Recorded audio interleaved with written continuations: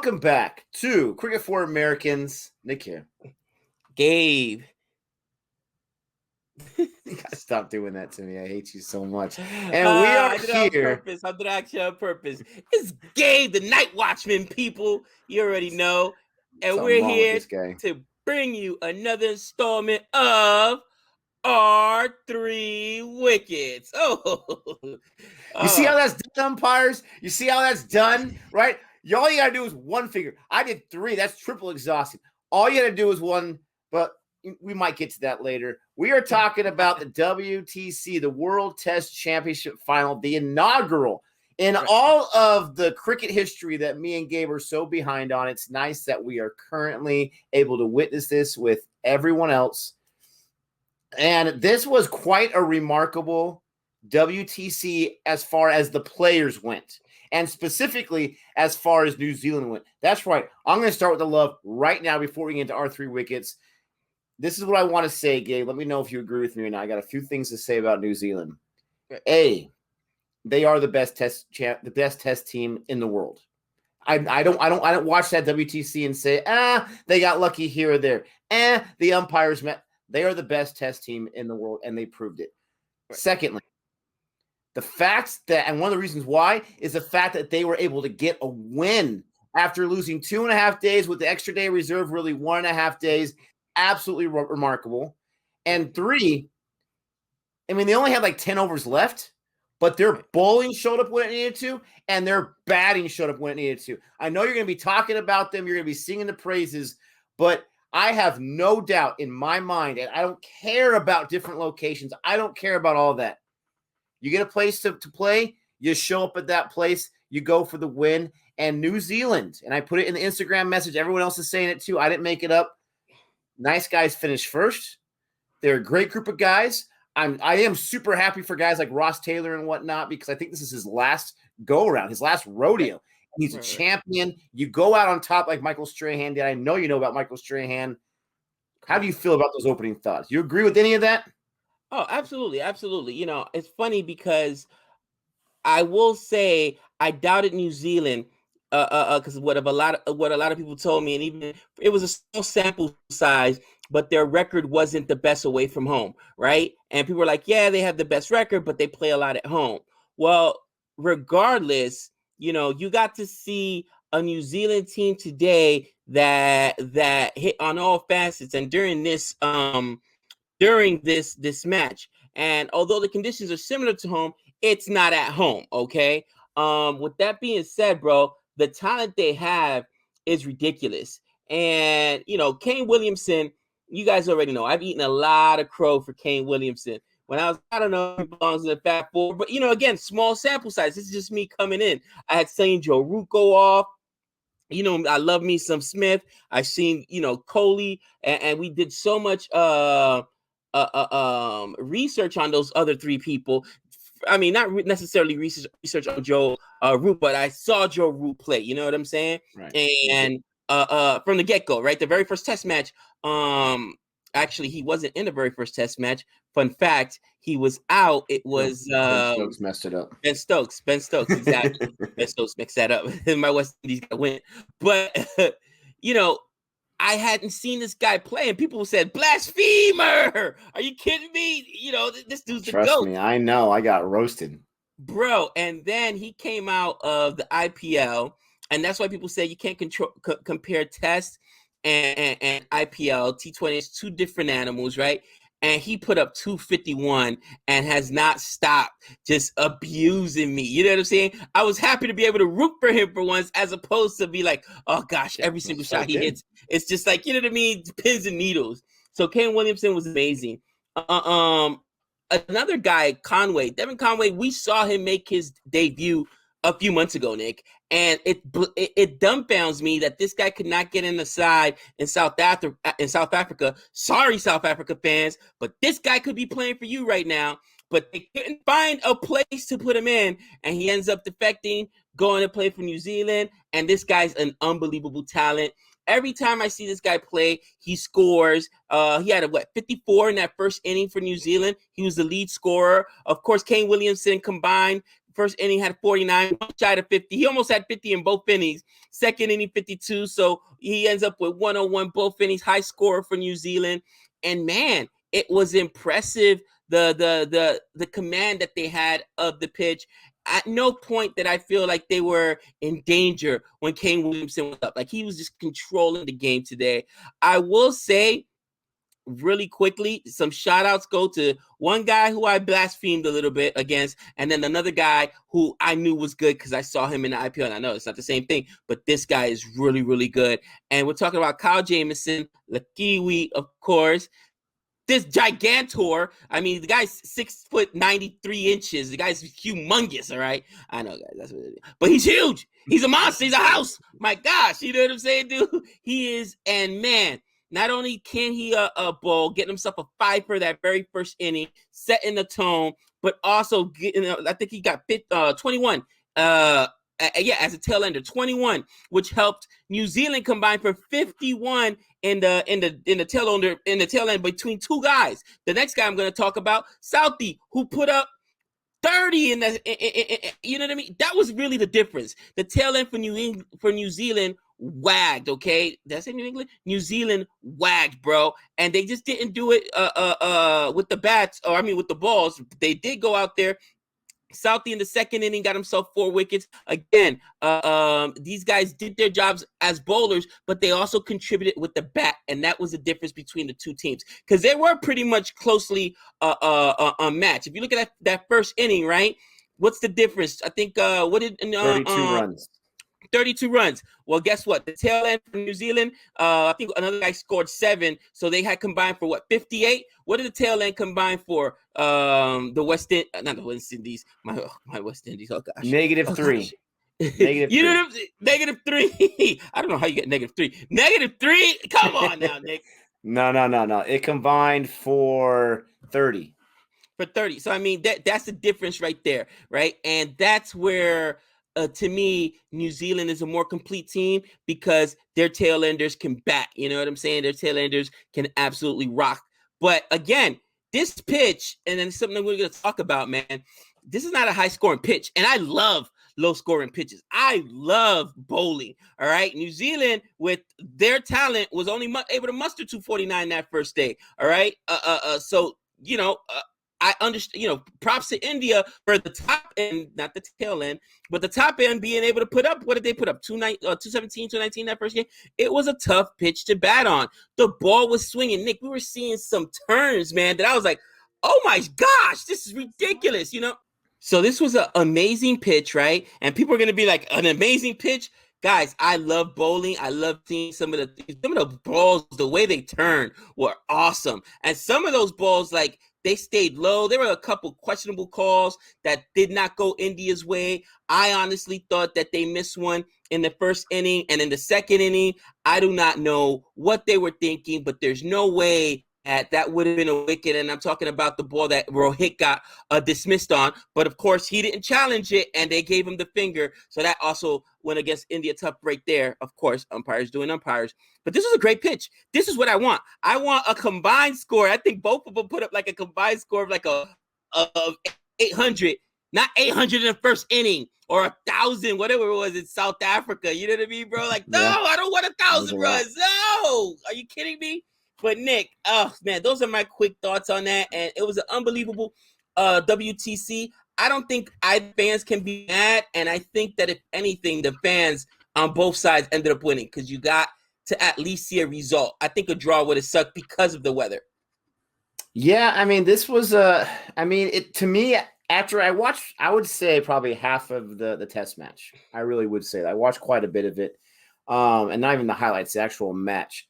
And even though it was a close match, it was like 10 overs right before they chased. Like you said, the first inning difference, 32 runs. New Zealand just looked stronger in all facets, as crazy as that sounds. They just looked like a stronger team, but it wasn't like it was a beatdown. It wasn't like it was a shellacking.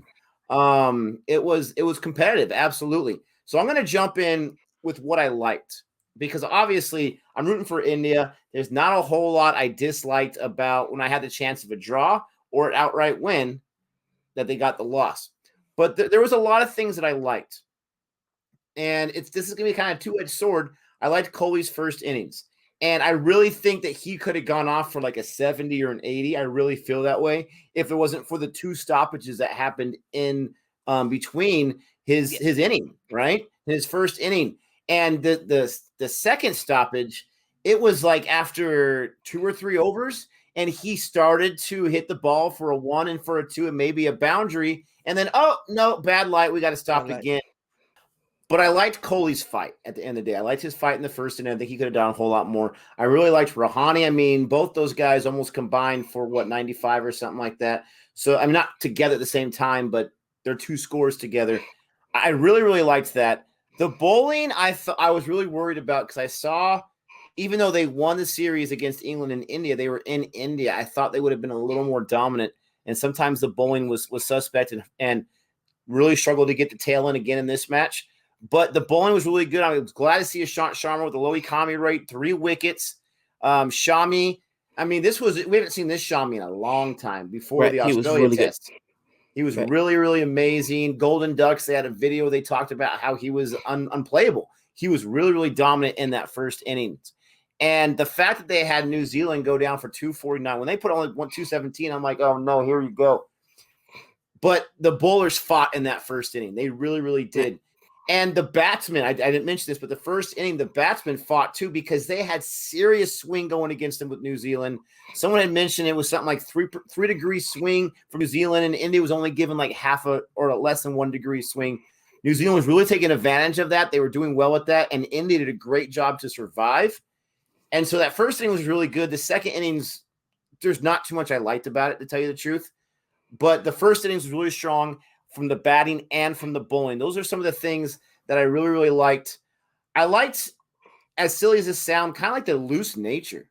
Like Kohli was intense with every wicket, but in the time I was watching the match, I didn't really see him lose his mind at anyone. I felt like they were loose for the most part. They were doing the best they could. And the fielding was quite incredible, except for Pujara at the very end of the second innings, right? The fielding, and the commentators kept mentioning it too for some of the parts that I missed. The fielding was really, really sound for both sides, for India, besides the very, very end, unfortunately. But I really don't think, I could be wrong, maybe I don't think even if he catches that, India is going to win this match. You can always have that argument. I don't think so. So those are some of the things that I really, really liked. All right. So for me, what did I dislike? Okay. And I'll tell you right now, first and foremost, I already talked about those 2 questionable calls with the umpires. And unfortunately, they both went against India. Did not like those. I mean, those were blatant, right? And I'm sure there were a couple other bad calls here and there, but those ones that I actually watched live. Now, on the New Zealand side, right? I keep going back and I keep running back to thinking to myself, it worked out, right? So hindsight's 2020. But who got the very first wicket for India? It was Ashwin, right? Ashwin got the very first wicket in the second innings. In the second inning, right? I do not understand not taking a spin at all. And you're gonna say, Gabe, oh, but they won. So you were guys, just because they won is again, this was a lot closer than it looked. Go ahead and think about what Nick is saying right now. Go back and look at those 2 big calls. You got again Rohit Sharma dismissed on the ball. There was no way that was turning. Why he didn't challenge it? That's a different story. Okay, they weren't using any of their challenges really. I don't understand. And then the one I think they would have gotten Kane Williamson on that ball that went against them as well because it was umpire's call. Bro. I just don't understand having that different, in baseball, right? If you've got a pitching staff and you've got all righties, you want to split that up with lefties, or if you've got, all lefty, you want to put in a couple righties in there. You want to give guys different looks. You don't want them to get comfortable because then they get into that ability to be able to read. And to me, Southey, Jameson, most of these guys are very, very similar, where these guys got a little bit comfortable at times and were able to just realize, okay, I know what this ball is going to do, which is again, to your point, it looked like Kohli had gotten into a groove in that first inning before, of course, here comes the bad light or whatever. So hindsight's 2020, but I believe they need a better spinner, okay, that they can put in there, and they should have played a spinner. That's just my, and people are going to say, what are you talking about? Guys, just because you win a game doesn't mean you do everything right. All right. I hate when coaches make bad decisions and still win, because then they're going to keep making those bad decisions. And that goes all the way from high school level. I see my son's coaches do it. Man, I hope they don't watch our channel. But I see my son's coaches all the time, drive me crazy. They'll win because you got talent, but not because you make the correct call. Okay, sometimes you in spite of yourself, and I felt that that's what New Zealand did, because if anything, you want to give them a different look. B, eventually the grounds were going to be more conducive to spin because of all the rain. With that being said, that's the one thing I really got to complain about, because they played masterfully. And the last thing I'm going to say, while India's fielding was good outside of the Pujara drop, the fielding for New Zealand was superb. And we're not just talking about now, bro. We're talking about when they played Australia. And Australia. Bro, when they played my West Indies, it's like they got 36 fielders. They're everywhere, bro. It's like whack-a-mole. Over there. It doesn't matter. They just it's insane. And it's like on the move, right? Case in point, when they got Muhammad Shami today, right? When they got Muhammad Shami, there was nobody back at third man. I believe they caught him at third man. He hit the two balls, or one ball, I should say, back there for a six or a boundary, and then on the move, all of a sudden somebody goes back there, he hits another ball back there, and he gets caught. You know what I'm saying? I'm like, oh, where did that come from? I thought it was going to be another boundary. So they're very, very good at fielding, and a lot of times fielding is also being able to know what your bowler wants to do and react to what the batter is going to do. It drives me crazy, Nick, when a lot of times you got everybody up in the circle and they keep getting burnt because the guy's hitting in the outfield, which should be caught, but nobody's out there. You know what I'm saying? Like, you've got to field better, and I think that New Zealand's fielding is just superb, man. Yeah, the fielding was fantastic on both sides, absolutely. All right, what did I dislike? And I don't want to cross into the whining territory, because I hate when teams. Case in point, I go to certain Dodger YouTube channels to troll them, right? To hear them to hear them complain when their team loses, and they still find some way to praise their team if they lost 10-0. It drives me crazy. Right. I don't want to be that person, but we got to be honest here. New Zealand, in my opinion, was better prepared. New Zealand was able to carry out what happened. New Zealand's captain almost put up 2 half centuries, right? They were able to do what they needed to do. New Zealand brings up young boy Jameson. He gets 5 wickets and player of the match. He's the MVP of the very first WTC final. I mean, he's never going to be able to let that down. That is amazing in a good way, right? India had a chance when they were playing against a formidable foe, the best team in the world. They had a chance, in the conditions that do favor New Zealand. They had a chance to do something special. Kohli had a chance to get another title under his belt. And I feel like they messed it up, right? First of all, coin toss lost. That definitely was an advantage to New Zealand. It's as uncanny. It's ridiculous. And we joke about the much, but Kohli on tosses is almost as uncanny as my mushing people or mushing players. Like, what are bro? He loses every single toss, almost every toss. How's that possible? How is that possible? You can't make it up. You cannot. And let me make this very clear. I am not giving excuses for why they lost. If these things changed, they would have won. I'm saying what I disliked, 100%. The coin toss, those conditions, all that rain, that swing ability, New Zealand, it was an advantage. And again, India fought so hard in that first innings, but it was an advantage. You can't tell me, you can't make this kind of stuff up, right? I do not like the fact that New Zealand's tail does not wag. And I had this conversation, and India's tail doesn't wag. Yeah, India's tail, excuse me, doesn't wag. Shami, Bumrah, Ishant Sharma, right? These guys, they're just not going to score a lot of runs. They just never are. And their bowling is really good, right? But sometimes their bowling is not able to get it done like we saw in the second innings for New Zealand. So, and I know I'm not saying get rid of all those guys right now, but I'm saying, is there something that can be done? Something that can be done to help that tail wag just a little bit. Or is it just one of those things where either you got it or you don't, and that's just the way it is? Because that is tough when you know that your 8, 9, 10, 11 guys have no chance to muster together more than 30 runs. That's a real tough pill to swallow. And I had a conversation on the stream, and they were saying, oh, they're just expected to score as fast as they can because they're not expected to outlast. Can't you coach that? Can't you teach that? To be able to defend, to be able to block? We're talking about 10 overs. We're talking about, what is that, 45 minutes, an hour or something like that?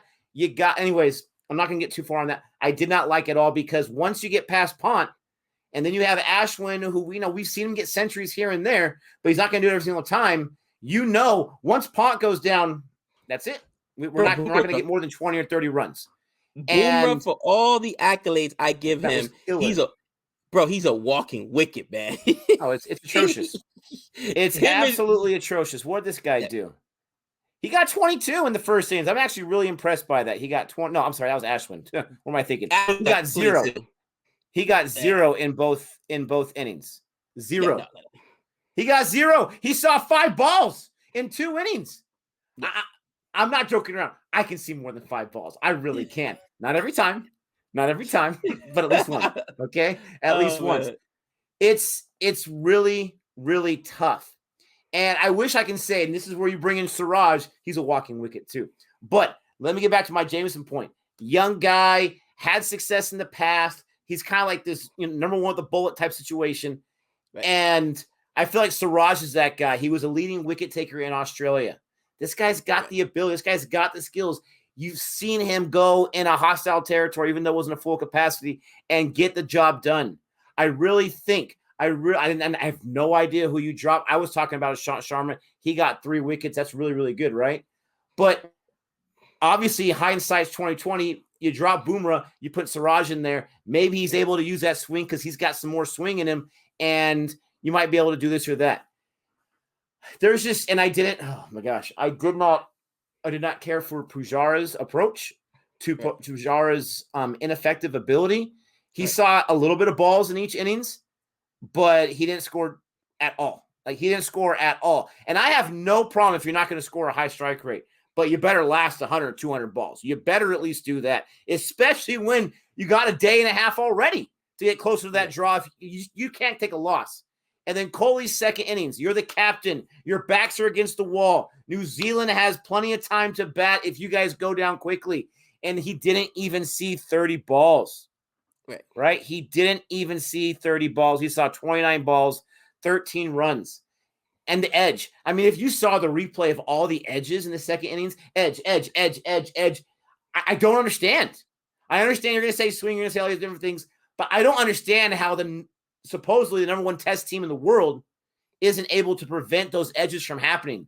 Whatever it is, change the approach. I'm not a batsman coach, but you got to change the approach to not allow that to happen, to not be caught with your pants down. And Kohli, this was the moment. That second innings, this was the moment. Don't tell me draws are easy. Don't tell me draws are like kissing your sister. Not in Test cricket, pal. You earn those draws sometimes. And this was the moment, Kohli, for you to sit in there and see 100 balls and score yourself a 30 or a 40 or a 50 and lead your team to victory. They needed you. Pont did the best he could. He got 41. And then guess what? He was out of the game after he got dismissed, wasn't feeling well.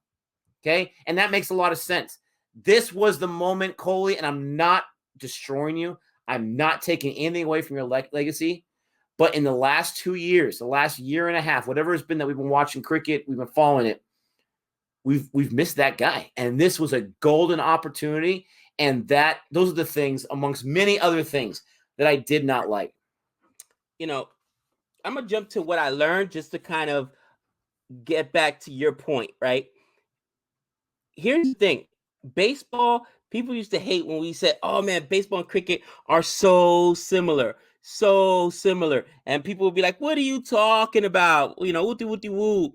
Well, we see how important home field advantage is, which, by the way, it is in baseball as well. And it's because teams build teams to play under their conditions. I mean, the moment that because I asked, and then I did the research just to double check. Hey, how did New Zealand do against India last time they played in India? They got whitewashed, bro. They got whitewashed. Why? because they don't have the spinners to play in those conditions, right? India, again, was able to beat England at home. And let's see how India does when they play England now in England. But they beat Australia in Australia. And Australia, I believe, is a better squad than England. But my point is that, you know, I think that it's such a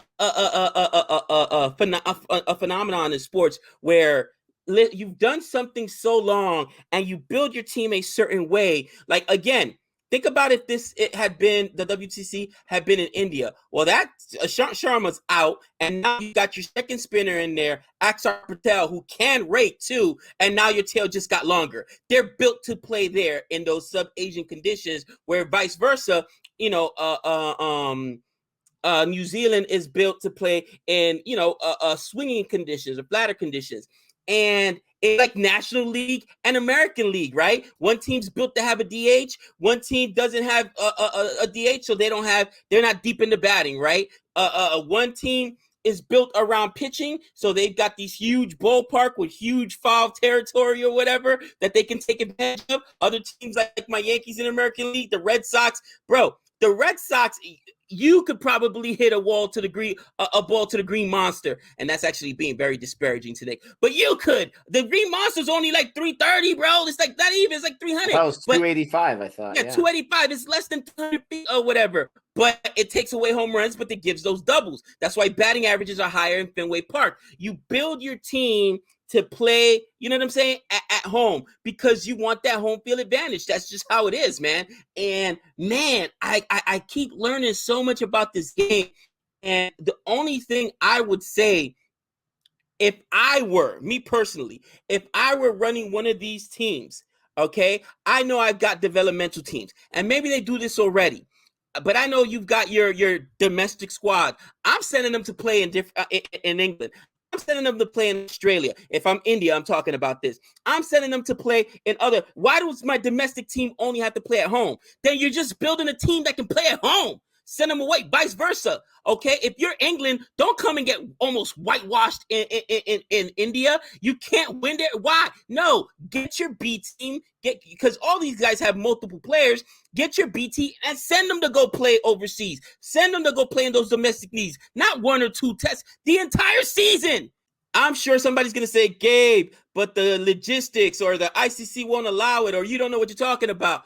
But you know why I'm saying that? Because some of the best teams in sports, for instance, in football, right? The Patriots, they get the places 2-3 weeks before games, and they're having practices in local fields so that their players can get ready to the conditions, whether they're playing in altitude or whatever it is. If you're talking about like football and stuff like that, you know, it matters. It matters, okay? You have to think about the big picture. You want to build the most balanced team possible, and in order to do that, you're gonna have to have players that can play everywhere, because Test is a world game, right? You're gonna be playing in Bangladesh, you're gonna be playing in New Zealand, you're gonna be playing in India, you're gonna be playing in England, you're gonna be playing in the West Indies. So why not have those domestic teams travel to play in all those areas? And again, you're gonna say, but they do. The domestic leagues have to play at home, and why? I don't understand that. You know what I'm saying? How's that going to benefit them when they're on the road? How's that going to benefit them when they're out? You feel me? And the last thing I'm going to say is this: protect your own house. Protect your own house. What do I mean by that? And here, bro, sup, I love you. Okay, sup. My wife watches the video sometime, so let me just double check. Let me quantify my statement. He's a South African fan, and he's proud.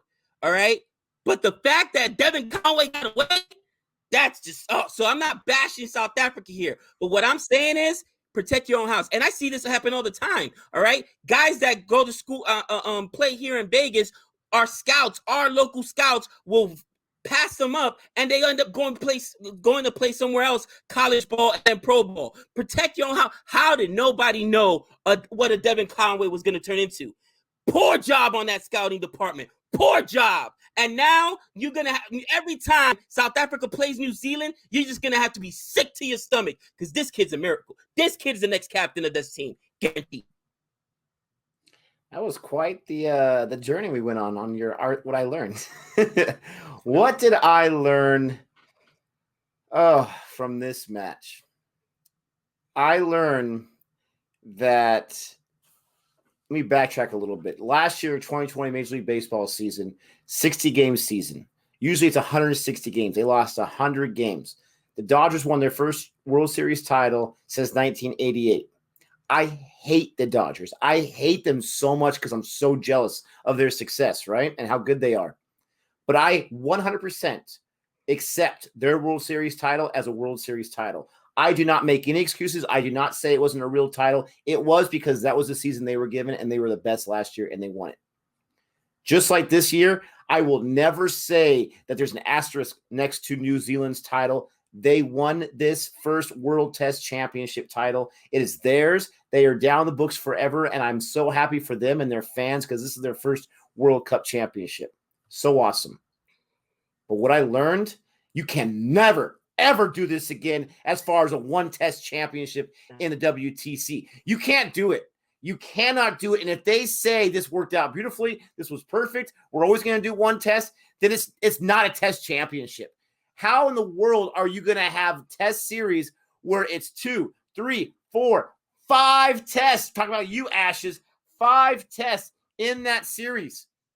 And you're going to have teams play against each other in a WTC season in some of those 2, 3, 4, or 5 test matches.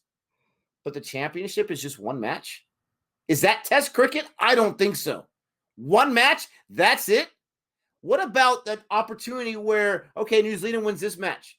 Now, India, you have a chance to win the second match or lose the second match too. And it just cements New Zealand's ability even more. Right. West Indies and England. Gabe would have loved, Rennell, Biggs, Don Antonio would have loved if that was a one-test series because they would have came in there, taken that trophy, earned it, and left. That's not test cricket, not in my opinion.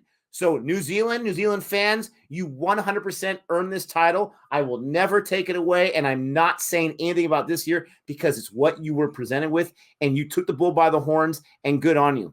But ICC, anyone else involved, you got to do a better job. It's got to be at least a 3-10. And don't give me, no one's going to watch it. No, you make it a 3-week affair. People are going to watch this. People are going to be glued. People are going to be excited. People are going to be talking about it. You build it up. You put faith in it. You got to give us at least 3 tests. That's what I learned. Because as much as it is an official WTC final and that's it, it just didn't seem like normal test cricket because every other series is at least 2 matches, if not more. Question is, ladies and gentlemen, how did you feel about this this WTC? Did you like the format? Did you feel similar about the ways that we felt about these two teams? Do you have different viewpoints? What are some of the things we missed? Because I'm sure we missed a whole bunch of stuff. I want to give big props one more time to New Zealand. Kyle Jamieson, I'm so proud of you. An RCB player. You seem like an amazing young talent. Same with Devin Conway. Ross Taylor, I'm so excited that you're able to get that championship. And Kane Williamson, you just submitted your legacy even more. Big props on you. I liked how India fought as well. How they fought as well. Don't forget to like and subscribe. Gabe's going to give us his final thoughts. You know what, man?